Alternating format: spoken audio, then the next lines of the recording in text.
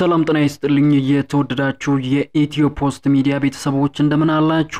እንደ ተለመደው አዳዲስና ወቅታዊ ሰበር መረጃዎችን ይዘን ተመልሰናል። በዚህ ሰዓት የመረጃ ጊዜ ወደናንተ ከምናደርሳቸው መረጃዎች መካከል አርዕስቶቹን በቅድሚያ እንንገራችሁ።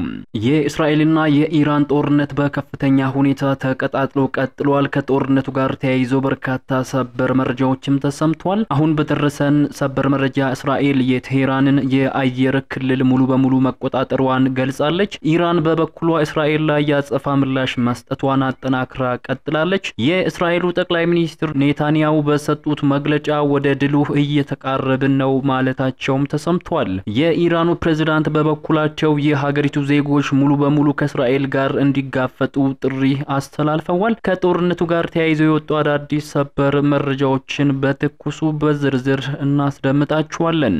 በሌላኛው አነጋጋሪ መረጃ ግብጽ ታላቁ የኢትዮጵያ ህዳሴ ግድብን ልታፈነዳው ትችላለች አሉ ፕሬዝዳንት ዶናልድ ትራምፕ። የአሜሪካው ፕሬዝዳንት ዶናልድ ትራምፕ ኢትዮጵያን አስመልክተው ዛሬ ማነጋጋሪ ንግግር አሰምተዋል። ትራምፕ ባልተጠበቀ ሁኔታ ኢትዮጵያን መናገራቸው ከፍተኛ መነጋገሪያ ሆኗል። ጉዳዩ በዘገባችን ተካቷል፣ በዝርዝር ተሰሙታላችሁ። በሌላኛው መረጃ ደግሞ የኤርትራው ፕሬዝዳንት ኢሳያስ አፈወርቂንና የትግራይ ጦር ጀነራሎችን የተመለከቱ አዳዲስ መረጃዎችም ወጥቷል እንነግራችኋለን። እነዚህንና ሌሎች በርካታ ያልተሰሙ አዳዲስ መረጃዎችን በዚህ ሰዓት የመረጃ ጊዜ ወደናንተ እናደርሳለን። እንደተለመደው ይህንን ቪዲዮ ላይክ በማድረግ ይጀምሩ። አዲስ ከሆናችሁ ደግሞ ሳብስክራይብ በማድረግ አዳዲስና ወቅታዊ መረጃዎችን ያግኙ።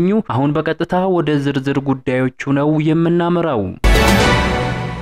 አሁን በደረሰን ሰበር መረጃ እስራኤል የቴህራንን የአየር ክልል ሙሉ በሙሉ መቆጣጠሯን አስታውቃለች። ኢራን በበኩሏ እስራኤል ላይ ያጸፋ ምላሽ መስጠቷን አጠናክራ ስለመቀጠሉ የወጡ መረጃዎች ያመላክታሉ። በእስራኤልና ኢራን መካከል ያለው ግጭት አራተኛ ቀኑን የያዘ ሲሆን ሁለቱም ሀገራት ሚሳኤሎቻቸውን ማስወንጨፋቸውን ቀጥለውበታል። የእስራኤል ብሔራዊ የአደጋ ጊዜ አገልግሎት እንዳስታወቀው ኢራን በማዕከላዊ እስራኤል ትናንት ሌሊት በፈጸመችው ጥቃት 5 ሰዎች ሲሞቱ በርካቶች ደግሞ ቆስለዋል።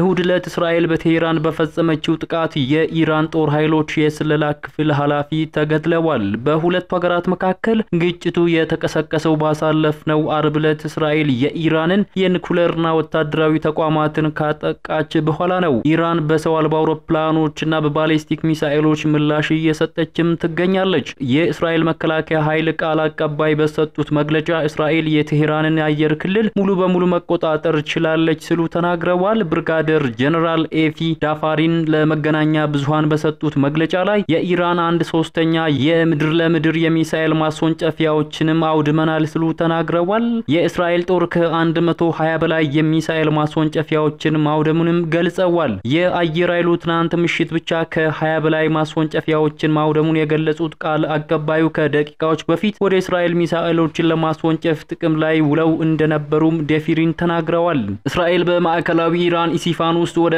100 የሚጠጉ ወታደራዊ ኢላማዎች ላይ ጥቃት ለማድረስ 50 የሚጠጉ ተዋጊ ጄቶችን ማሰማራቷንም ተናግረዋል። በዚህም ጥቃት የሚሳኤል ማከማቻ ስፍራዎችን፣ ማስወንጨፊያዎችንና የማዘዣ ማዕከሎችን አውድማለች ብለዋል። የእስራኤሉ ጠቅላይ ሚኒስትር ኔታንያሁ በበኩላቸው ድል ወደ መቀዳጀት እያመራን ነው በማለት ተናግረዋል። ኔታንያሁ ስለ ጦርነቱ በተናገሩበት ወቅት ድል ወደ መቀዳጀት እያመራን ነው በማለት የጀመሩትን ወታደራዊ እርምጃ አጠናክረው እንደሚቀጥሉ አስረድተዋል። ጠቅላይ ሚኒስትሩ በሀገራቸው የአየር ኃይል ጦር ሰፈር ውስጥ ጉብኝት ባደረጉበት ጊዜ ዛሬ የተናገርነውን እስራኤል የኢራን ዋና ከተማ ቴህራንን የአየር ክልል በቁጥጥር ስር ማስገባቷን ደግመው ተናግረዋል። በዚህ ጦርነት ግባችን የሆኑትን ሁለት ጉዳዮችን ለማሳካት እየሰራን ነው። እነሱም የኒኩሌር ስጋቶችን ማስወገድና የሚሳኤል ስጋቶችን ማጥፋት ናቸው ብለዋል ጠቅላይ ሚኒስትሩ።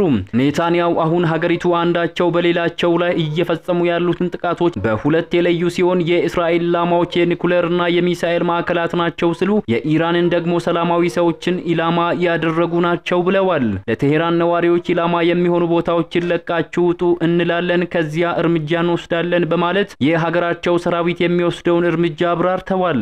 በተጨማሪም ጠቅላይ ሚኒስትሩ በአየር ኃይሉ ሰፈር ውስጥ ለሚሰሩ ዜጎቻቸው ምስጋናን አቅርበው በእግዚአብሔር ድጋፍ እርምጃ እየወሰድን ድል እየተቀዳጀን ነው ብለዋል። ብለዋል።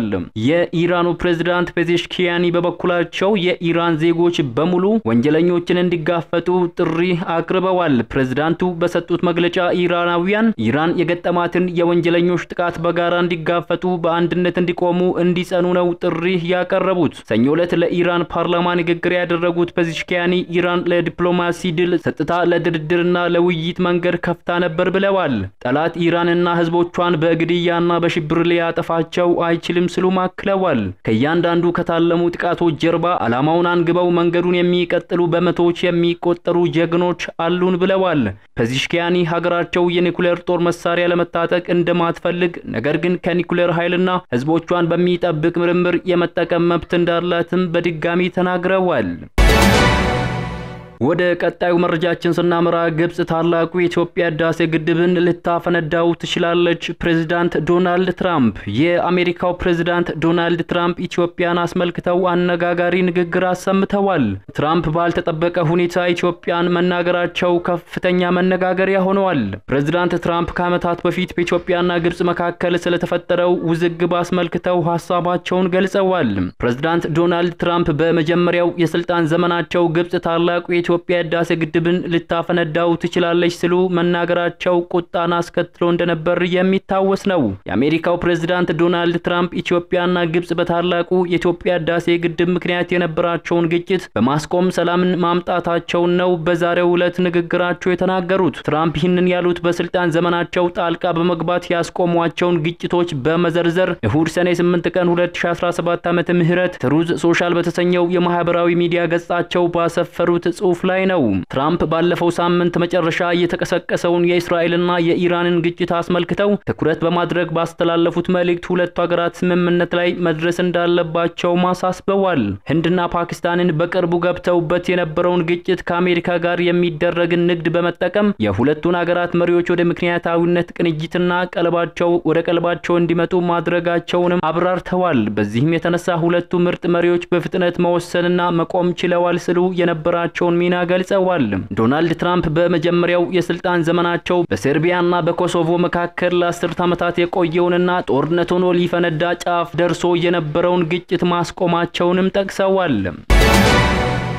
ፕሬዝዳንት ኢሳያስ አፈወርቂ ከምዕራብ ሱዳን ፖለቲከኞች ጋር ተነጋገሩ።